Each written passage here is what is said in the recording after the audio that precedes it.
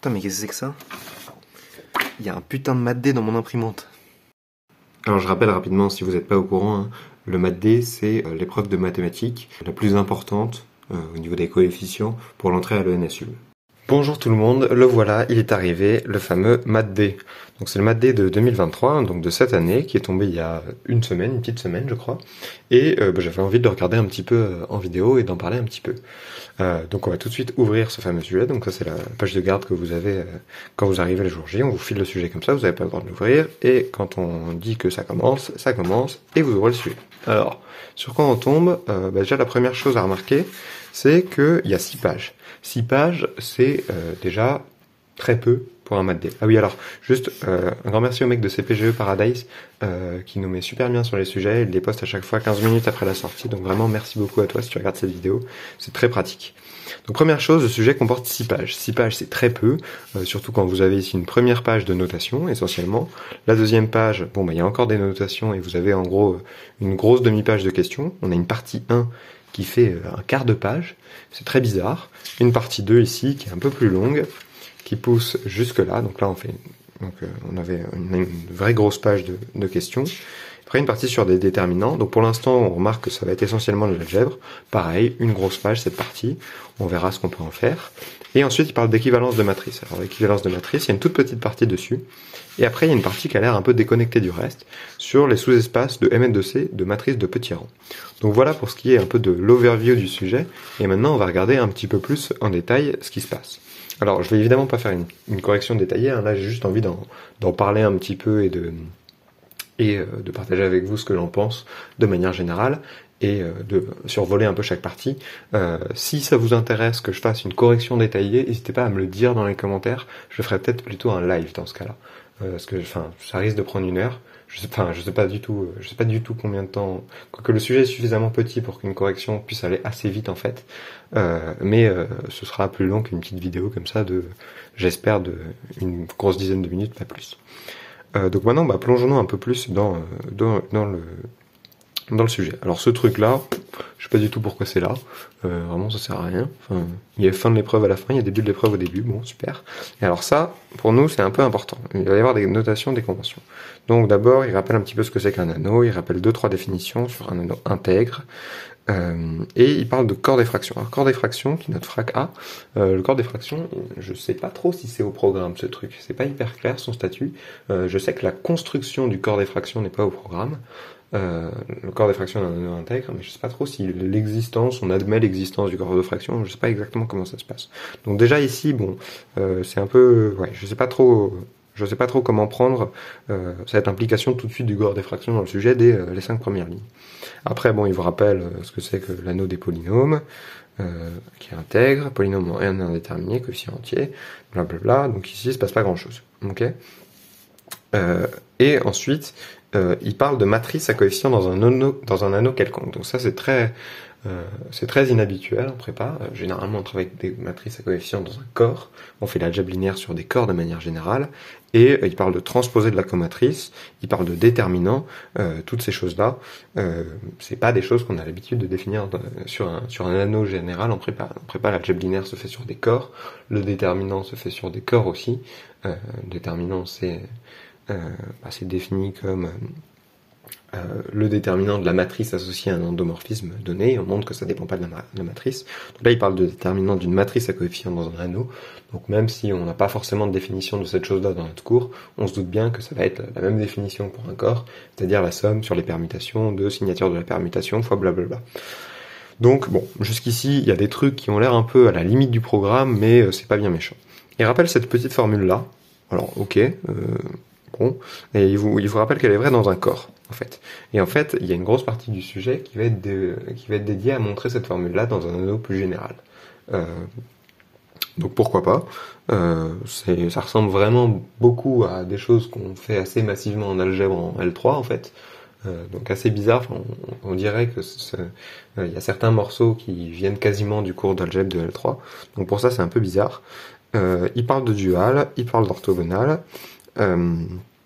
Et ensuite, il parle de propriété de finitude sur un anneau. Donc la propriété F, ils disent qu'un anneau a la propriété F, c'est-à-dire en gros est fini comme groupe abélien additif, hein, si son groupe additif sous-jacent est de type fini, et finiment engendré, quoi. Et donc voilà, donc la propriété F sur un anneau, je sais pas pourquoi ils l'ont appelé comme ça, mais pourquoi pas. Et ensuite, il parle d'une autre propriété qui s'appelle la propriété TF, et ça pour le coup, ça veut dire être de type fini comme un anneau. Ça veut dire être engendré par une partie finie en tant qu'anneau, c'est-à-dire que tout élément est un polynôme en les éléments de cette partie finie, un polynôme à coefficient dans Z. Voilà. Et ils disent qu'on va étudier ces propriétés de finitude, c'est un peu vague, mais pourquoi pas. Appliquer certains de ces résultats à des matrices à coefficient dans un anneau quelconque. Donc ça va être notamment généraliser la formule du déterminant, là, det mn égale det m det n. Hein, montrer cette formule dans le cas d'un anneau commutatif, pas seulement un corps. Bon, ça revient essentiellement à constater qu'une formule polynomiale qui est valable sur z crochet x1, xn, elle reste valable dans un anneau parce que vous avez un morphisme d'évaluation de z crochet x1, xn dans n'importe quel anneau de type fini. Et ensuite, il y a une partie qui a l'air d'avoir absolument rien à voir là avec le reste, la partie 5, elle n'a rien à voir avec la choucroute. Et effectivement, il nous rappelle qu'elle est indépendante des autres, bon, super. Et ça détermine la dimension maximale des sous-espaces de matrice de petits rangs. Donc rien à voir avec le reste, mais pourquoi pas. Première chose qui saute aux yeux, cette partie 1, elle est toute petite. Ça, c'est très inhabituel sur un math D. Une partie d'un quart de page, je vous rappelle que celui de l'année dernière, il faisait 12 ou 13 pages, un truc comme ça. Et la partie 1 faisait déjà 2 bonnes pages, dans mon souvenir. Donc très inhabituel, c'est toute petite partie, des petites questions. Alors, je vais peut-être essayer de passer rapidement sur toutes les questions, pour qu'on voit un peu la teneur de ces questions-là. Je fais pas une correction détaillée, hein, je donne quelques petites idées à chaque fois, mais c'est tout. Encore une fois, si vous voulez une correction détaillée, mettez-le dans les commentaires, je ferai un live. Et donc la première question, c'est de montrer que si A a la propriété F, alors il a la propriété TF. Alors faut revenir en arrière, regardez ce que c'est F, regardez ce que c'est TF, c'est super relou, mais on s'en sort. Propriété F, c'est finiment engendré comme groupe additif, et TF, c'est finiment engendré comme anneau. En fait, ça c'est facile, c'est juste que si vous avez un élément, donc si vous prenez une partie finie, qu'on va appeler S, qui engendre A comme anneau, alors vous prenez un élément de A, vous pouvez l'écrire comme une combinaison linéaire à coefficient entier d'éléments de S, notre partie finie. Mais une combinaison linéaire à coefficient entier, en particulier, c'est un polynôme. Donc votre élément A, vous pouvez l'écrire comme un polynôme en les éléments de S. Un polynôme à coefficient dans Z dans les éléments de S. Bon, c'est exactement ça, être de type fini, puisque S est fini. Donc en fait, la première question, il n'y a pas de difficulté particulière. En fait, de manière générale, cette première partie, elle est un peu introductive, et les questions sont plus faciles que ce qui vient après. Et elles sont en fait étonnamment faciles pour un math D, en fait. Si vous prenez les maths D des 10 dernières années, les parties 1 sont en général quand même assez agressives dès le début.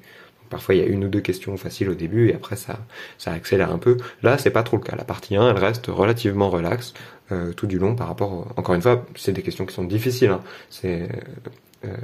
Faut pas s'inquiéter si vous avez galéré sur ce genre de truc. C'est un maths D quand même. Faut garder ça en tête. Mais si on le compare au maths D des années précédentes, globalement ça va. Mais encore une fois, c'est un maths D, donc c'est dur. C'est normal que ce soit dur. Ensuite, il vous demande de montrer que si vous avez deux parties telles que S1 est dans l'anneau engendré par S2, alors l'anneau engendré par S1 est dans l'anneau engendré par S2. Ça c'est tout bête. Hein. Si vous prenez un élément de l'anneau engendré par S2, c'est un de l'anneau engendré par S1, pardon. C'est un polynôme en les éléments de S1. Mais chacun des éléments de S1, grâce à ça, vous pouvez l'écrire comme un polynôme en les éléments de S2. Et donc votre élément de départ, c'est un polynôme en les éléments de S1, qui sont eux-mêmes des polynômes en les éléments de S2, donc c'est un polynôme rond, un polynôme composé avec des polynômes en les éléments de S2, bref, c'est un polynôme en les éléments de S2. Donc tout va bien. Ensuite, on nous fait faire des exemples de la propriété F. La propriété F, c'est être de type fini comme groupe, être finiment engendré comme groupe. Et donc, on nous dit, un groupe abélien fini, pourquoi c'est finiment engendré comme groupe? Vous prenez tout le groupe, ça vous fait une partie finie qui engendre le groupe. Z puissance R, pareil, pourquoi c'est infiniment engendré comme groupe? Vous prenez la base canonique, des EI, etc., avec juste un 1 en ième position. Les EI pour I entre 1 et R, ça vous fait une base additive de Z puissance R, donc ça vous fait une partie finie qui engendre le groupe Z puissance R. Donc ça marche bien. Ensuite, un exemple contre exemple, c'est l'anneau Z crochet X1 XN. Pourquoi il a la propriété TF? Tout simplement parce que il est engendré par X1 XN en tant qu'anneau. Ce truc-là, par définition, c'est les polynômes en X1 XN. Et être de type fini, ça veut dire que tous les éléments sont des polynômes en un ensemble fini d'éléments de l'anneau. Là, l'ensemble fini que vous prenez, c'est x1, etc. jusqu'à xn. Ça vous fait un ensemble fini. Tous les éléments de l'anneau sont des polynômes en ces trucs-là, donc ça marche très bien. Pourquoi il n'a pas la propriété f? Essentiellement parce que s'il avait la propriété f, ça voudrait dire que vous avez un nombre fini de polynômes de z crochet x1, xn,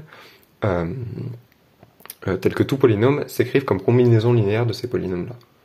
Mais évidemment, si vous prenez un polynôme de plus gros degré que tous les polynômes que vous avez dans votre partie finie, un polynôme de très gros degré, vous ne pouvez pas l'écrire comme une combinaison linéaire de trucs de petit degré. Donc ça empêche évidemment qu'il soit fini comme groupe additif. Donc encore une fois, je ne détaille pas, là on fait pas une vraie correction, juste on passe un peu sur les questions. Évidemment, on ira beaucoup plus vite pour les prochaines parties, c'est juste pour voir un peu la teneur du truc. Et ensuite, l'anneau des nombres rationnels, il n'a pas la propriété TF. Donc pour l'instant, on n'avait pas d'exemple de trucs qui n'avaient pas la propriété TF. Les seuls exemples qu'on avait, c'est ces trucs-là qui ont la propriété F, mais on sait par 1 que F implique TF, donc ces trucs-là, groupe abélien fini et groupe additif ZR, ils ont la propriété F et la propriété F. Ici, on a un truc qui a la propriété TF, mais pas F. Ici, on a un truc qui a carrément pas la propriété TF. Donc a fortiori, par 1, il n'a même pas la propriété F.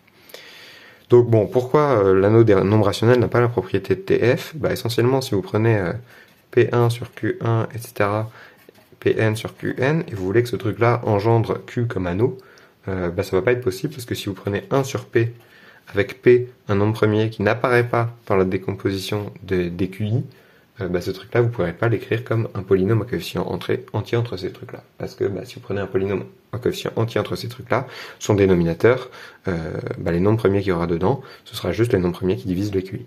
Donc ce truc-là, ce sera pas dedans. Voilà en gros l'argument qui fait que Q n'est pas de type fini comme anneau. Donc voilà, on est passé un peu rapidement sur cette partie 1, maintenant on va aller beaucoup plus vite, je ne vais pas du tout checker toutes les questions.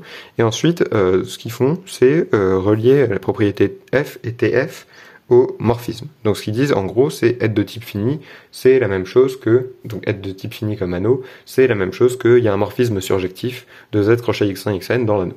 Ok, donc c'est pas délirant, le morphisme que vous choisissez, c'est juste envoyer xi sur chacun des générateurs de l'anneau A indice i par exemple, et ce sera surjectif parce que vous avez pris un système de générateur de l'anneau au début. Donc voilà, et cette caractérisation par les morphismes, donc ici, c'est la question B ici, ça vous permet d'avoir une stabilité de la propriété TF par les morphismes. Donc ce sera juste après. Après, ils énoncent une propriété similaire pour la propriété F. Donc pareil, c'est juste avoir un morphisme surjectif de groupe de Z puissance R dans votre anneau. Ici, c'est un morphisme surjectif d'anneau de Z crochet X1 XN dans votre anneau. Ici, c'est Z puissance R. Donc ça veut dire qu'en gros, ce truc-là, c'est le prototype minimal d'anneau de type fini. Et ce truc-là, c'est le prototype minimal de groupe abélien fini. Okay. Voilà. Et donc de ces propriétés-là, vous avez que si vous avez un morphisme surjectif dans A ici, dans ce cas-là, la composition des deux morphismes, ça vous donne un morphisme surjectif de Z crochet X1 XN dans A. Et donc si vous avez un morphisme surjectif de B dans A, et que B est de type fini, A est de type fini. Et vous pouvez faire pareil avec les groupes, et c'est exactement ces questions-là qui viennent après. Donc, on suppose que A et B sont des anneaux, un morphisme surjectif de A vers B, et on suppose que A a la propriété TF, alors B a la propriété TF, c'est juste que vous pouvez composer le morphisme surjectif Z crochet X1 XN avec ce morphisme de A vers B, et ça vous donne un morphisme surjectif. Et vous pouvez faire exactement la même chose pour la propriété F. Je ne détaille pas, mais c'est exactement le même principe, sauf que vous n'avez plus un morphisme d'anneau, et vous avez un morphisme de groupe à la place. Ok, et ensuite, ils vous font démontrer un joli théorème, mais qui, pour le coup, est suffisamment classique, à mon avis, pour que ça vaille pas forcément le coup de le faire dans un maths D. C'est un truc que, à mon avis, beaucoup de gens qui passaient le maths D ce jour-là ont déjà fait. C'est le fait que les sous-groupes de Z puissance N, en gros, c'est des Z puissance K, avec K plus petit que N. Là, ils le font avec un petit peu d'algèbre linéaire, de base, etc. Ici, ils introduisent un Q-espace vectoriel quand même, mais sinon, c'est des choses qui sont très classiques, donc ça, a priori, si vous connaissiez, vous étiez vraiment hyper avantagé sur ce genre de questions, surtout qu'il y a pas mal de questions, ça valait peut-être quelques points quand même. Et de cette chose-là, on en déduit qu'un groupe abélien fini, de type fini, donc engendré finiment comme groupe abélien, les sous-groupes le sont également. Et en fait, ça c'est vrai pour la propriété F, un sous-groupe d'un groupe finiment engendré, donc d'un groupe engendré par une partie finie, c'est d'un groupe abélien engendré par une partie finie, c'est aussi engendré par une partie finie. Mais en fait, ce truc-là, c'est plus vrai pour les anneaux. Donc la propriété TF, en revanche, elle passe pas au sous-anneau. Et ce qui donne ici, c'est un contre-exemple. Donc si c'est TF ne passe pas au sous-anneau, et ici c'est F passe au sous-groupe. Voilà. Propriété F ici, elle passe au sous-groupe, mais TF, c'est pas le cas. Ensuite, on change un peu de sujet, on va parler de déterminant sur un anneau. Donc pourquoi pas, donc ils définissent le déterminant comme d'hab, et il vous faut remarquer que si je prends une matrice de A, une matrice à coefficient dans A, en particulier elle est à coefficient dans un sous-anneau de type fini de A. Vous prenez juste l'anneau engendré par les coefficients de la matrice, ça vous donne exactement ce que vous voulez. Donc en fait, pour étudier les matrices à coefficient dans A, il suffit d'étudier les matrices à coefficient dans un anneau de type fini. Puisque toutes les matrices sont à coefficient dans un anneau de type fini, à savoir l'anneau engendré par leur coefficient. Et ensuite, ils vous font démontrer cette petite formule-là dans le cas où l'anneau est intègre. Dans le cas où l'anneau est intègre, vous pouvez juste dire que l'anneau, vous le plongez dans le corps des fractions. Cette formule-là, elle est valable dans le corps des fractions, parce que c'est un corps, et donc elle est valable dans l'anneau, parce que de toute façon, tous les deux membres sont à coefficient dans l'anneau. Et maintenant, tout l'enjeu, ça va être d'étendre cette formule-là quand A n'est pas un anneau intègre. Et comment on fait ça? L'idée, c'est de le montrer pour Z crochet x1, xn, qui est un anneau intègre. Donc en gros, cette question-là vous donne tout de suite que c'est vrai pour Z crochet x1, xn. Et après, de dire que de toute façon, un anneau non intègre de type fini, on s'est ramené au cas de type fini avec la question juste avant, vous pouvez le voir comme l'image de Z crochet x1, xn par un certain morphisme. Et donc, cette formule-là reste en vrai dans Z crochet x1, xn, elle reste vraie quand vous appliquez le morphisme en face. Donc, voilà en gros la teneur de cette partie, jusque-là, c'est ça qu'on fait. Et ensuite, la fin de la partie, ça pour le coup je trouve ça un peu plus sympa, un peu plus intéressant, c'est des conditions de surjectivité, bijectivité, etc. pour des applications linéaires, mais cette fois-ci entre des anneaux. Vous voyez, donc c'est entre A puissance R et A puissance S, et donc vous savez que par exemple si R égale S, dans le cas d'un corps, dans le cas où R est un corps, vous avez une application linéaire entre espaces vectoriels, elle est surjective si elle est injective, blablabla. Et là, c'est ce genre de choses. Donc, en fait, on montre que si elle est surjective, alors elle est bijective. Voilà. Donc, c'est un peu plus faible que ce qu'on sait faire sur les corps, parce que sur les corps, on sait en fait que si elle est injective, elle est aussi bijective. Là, on le démontre pas. Mais voilà, donc c'est exactement le même genre de petit argument que sur des corps, mais sauf que là on va travailler sur des matrices et on utilise massivement ce qu'on a fait avant, à savoir M fois M transposé, enfin M cotransposé égale déterminant de M fois identité. Et c'est aussi pour ça qu'on a fait ça avant, c'est pour pouvoir démontrer cet théorème-là, qui vous dit à quelles conditions une application linéaire entre anneaux est surjective ou bijective, etc. Et vous avez même des conditions, donc la surjectivité et la bijectivité, en fait, elles équivalent toutes les deux à une condition sur le déterminant. Vous voulez que le déterminant soit inversible dans l'anneau, et plus seulement non nul. Okay. Donc voilà ce qu'il en est de cette partie, donc un peu de déterminant et comatrice dans des anneaux quelconques, et ensuite on applique ça à démontrer des critères de bijectivité, surjectivité, etc. pour des applications entre anneaux, et pas seulement, entre puissance énième d'anneaux. Donc c'est pas exactement des applications entre anneaux, en fait c'est des applications entre modules. Donc les modules, c'est les analogues sur des anneaux de ce que sont les espaces vectoriels sur des corps. Donc par exemple, A puissance n, c'est un module sur un anneau. Donc voilà, on regarde essentiellement des modules et des applications linéaires entre modules, et on essaie d'étendre un petit peu les théorèmes qu'on a dans le cas où les modules sont en fait des espaces vectoriels, donc les théorèmes sur surjectivité, bijectivité et inversibilité du déterminant. Voilà, donc c'est tout pour cette partie 3, et ensuite il parle d'équivalence de matrices.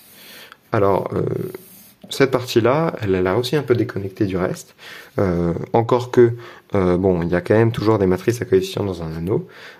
Cette question-là, montrer que la multiplication des matrices induit une structure de groupe sur GLR de A, je comprends pas trop pourquoi elle est là.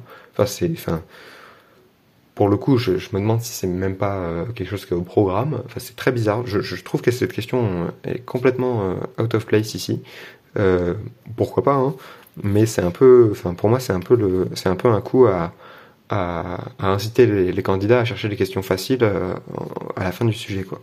Parce que c'est une question qui est, enfin, il y a quasiment rien à faire, mais voilà, bon, bah, pourquoi pas, mais enfin, je trouve que c'est bizarre de mettre une question facile comme ça à la toute fin du sujet, enfin à la toute fin, on va dire dans une partie avancée du sujet. Donc un peu bizarre cette question-là. Après, ça se complique quand même un petit peu dans cette partie, hein. Donc il y a des questions d'équivalence de matrice. Donc c'est une condition un peu plus relâchée que la condition sur les matrices semblables. Donc là, vous demandez non plus que n ce soit UM U-1, mais que ce soit UMV avec U et V inversible. Donc c'est un peu plus large comme condition que des matrices semblables. Et bon, bah, on cherche des conditions sur le fait que deux matrices soient Z équivalentes. Donc Z équivalente, ça veut dire équivalente dans Mn de Z. Donc c'est ici. Donc c'est-à-dire qu'on puisse écrire cette chose-là, cette relation entre N et M, avec U et V des matrices inversibles de Z. Et donc on démontre des conditions pour que des matrices soient Z équivalentes. Donc des conditions sur les divisibilités des mineurs. Donc les mineurs, c'est pas rappelé dans le sujet, il me semble. Et il me semble pas que ce soit explicitement... Enfin, je sais plus trop si non, je pense qu'elle est au programme, parce que la commatrice est au programme. Donc les mineurs, ça doit être au programme. Mais bon, il rappelle pas la définition de mineur, donc c'est un peu piégeux. C'est pas une définition qu'on utilise souvent. Et voilà, donc des critères de Z équivalence de matrice. Et ensuite, ils font le lien avec la C équivalence. Alors, deux matrices de M2 de Z, C équivalentes, elles sont pas forcément Z équivalentes, hein. Évidemment, vous pouvez donner des contre-exemples. Par exemple, 1, 1, l'identité, et 2, 2, ces deux trucs-là, c'est C équivalent, hein. Vous pouvez passer de l'une à l'autre en multipliant par des matrices inversibles à gauche et à droite, mais ce sera pas Z équivalente, si je me trompe pas, à cause des conditions sur les fameux mineurs. Oui, là on montre que le PGCD des mineurs, les PGCD des mineurs sont les mêmes, donc ouais, effectivement. Et en fait, de toute façon, deux matrices équivalentes, elles doivent avoir le même déterminant à plus ou moins un près. Donc équivalentes dans Z, hein, elles doivent avoir le même déterminant à plus ou moins un près. Et c'est pas le cas de ces deux matrices-là. Donc ces deux-là sont pas Z équivalentes, mais elles sont C équivalentes. Voilà, ça répond à cette dernière petite question. Et ensuite, il y a une partie qui n'a rien à voir. Donc c'est cette dernière partie qui est sur un joli théorème, pour le coup. J'ai plus en tête le nom du théorème en question, mais en gros c'est une espèce de super généralisation de l'exo classique qui dit que tout hyperplan rencontre GLN. Okay, donc vous avez cet exo classique, tout hyperplan rencontre GLN. Une reformulation de ça, c'est dire que les sous-espaces les sous-espaces composés de matrices non inversibles sont de rang O plus n-2. Okay, parce que dès que vous avez n-1, vous avez des matrices qui sont inversibles dedans. Et en fait, une généralisation de ça, c'est ce théorème-là, qui dit que si vous avez un espace V de matrices de rang inférieur à R, alors sa dimension, c'est O plus M fois R. Où M, c'est, vous travaillez dans M indice M de C. Donc il y a pas mal de petites questions. Donc on suppose que notre espace contient cette matrice-là. Donc ça c'est possible, quitte à conjuguer l'espace par une matrice inversible à droite et une autre matrice inversible à gauche. Donc c'est pas une conjugaison en fait, à faire une équivalence si vous voulez, une équivalence de matrice. Vous pouvez supposer que V contient cette matrice-là, parce que de toute façon l'équivalence de matrice ça change pas le rang de la matrice. Et ensuite on regarde d'autres matrices et on vous demande de montrer quelques relations sur les mineurs sur les blocs de cette matrice. Donc c'est ces deux relations-là. Ce qu'ils vous disent de faire, c'est de regarder les mineurs de taille R plus 1 de la matrice TA plus B. Moi j'ai fait un tout petit peu différemment quand j'y ai réfléchi. Je me suis ramené au cas où B11 était inversible et après dans le cas où B11 est inversible, c'est beaucoup plus facile et j'arrive à conclure par densité des matrices telles que B11 est inversible dans le sous-espace V. Voilà, donc ça, si je fais une correction détaillée, un de ces jours, je vous raconterai ça en détail. Et ensuite, ça nous donne des relations sur les mineurs d'une matrice de V. Et en fait, maintenant, on le fait avec deux matrices, et avec deux matrices de V, on obtient aussi des relations similaires, à savoir celle-là. Et ensuite, on travaille un petit peu. Ils introduisent une application linéaire sur laquelle on va appliquer des trucs du genre le théorème du rang.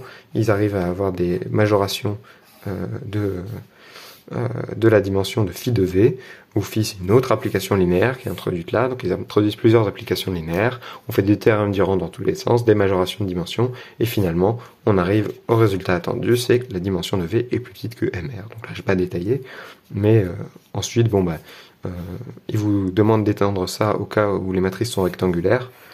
C'est facile parce que si vous avez un espace de matrice de dimension, donc ici vous avez n, ici vous avez m par exemple, si vous avez un espace de matrice de dimension, un espace de matrice dont les rangs sont plus petits que R, alors vous complétez par des zéros ici en d'autres matrices, en des matrices carrées, comme on l'a fait sur des matrices carrées, et ce truc là ça vous donne un espace de matrice carrée dont les rangs sont plus R, et vous pouvez appliquer le théorème qu'on a fait avant à ces matrices carrées là, et donc ça vous donne le même résultat pour des matrices rectangulaires.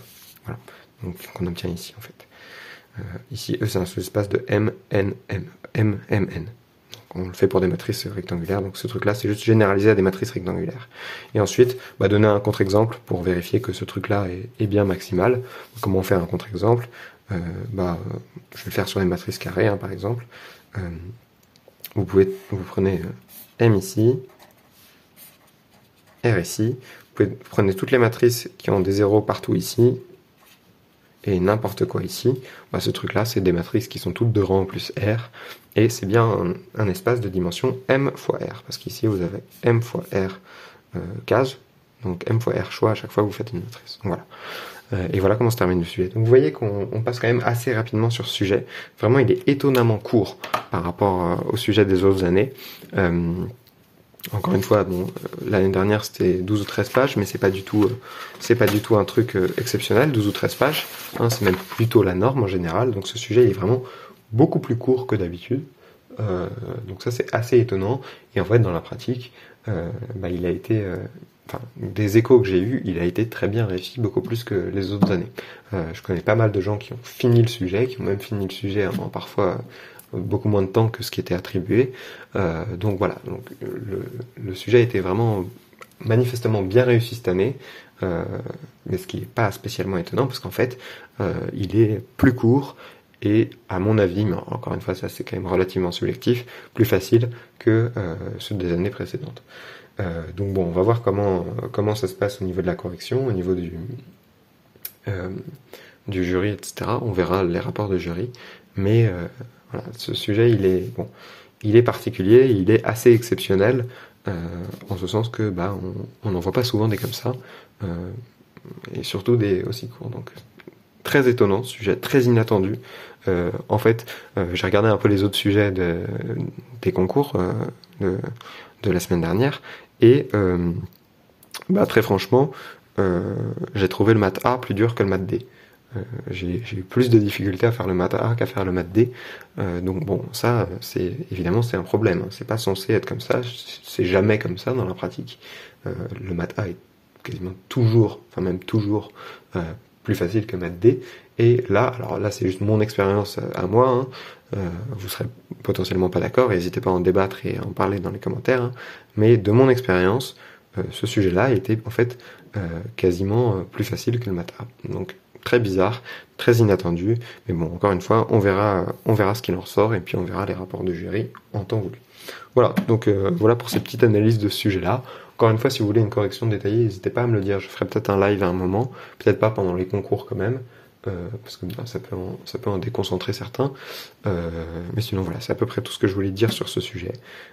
N'hésitez pas à me donner vos ressentis sur ce sujet dans les commentaires, ça m'intéresse beaucoup, parce que il est tellement particulier, que ce serait bien de recueillir autant que possible les impressions des gens.